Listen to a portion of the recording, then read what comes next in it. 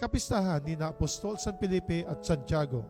Sa kabila ng kanilang pagiging mahina bilang tao, naandun pa rin naman ang kanilang malalim na pananampalataya o pagkilala, pagkilala, pananalig sa ating Panginoong Hesukristo. Kahit hindi tayo nakaranas sa ating Panginoong Hesukristo, sa ating Panginoong Diyos, tayo ay naniwala. Tayo ay sumampalataya. Kapag tayo naniniwala, kapag tayo sumasampalataya, ibinibigay natin ang ating sarili sa ating Panginoong Diyos. Ipinagkakatiwala natin ang ating sarili, ang ating kaluluwa sa ating Panginoong Hesukristo.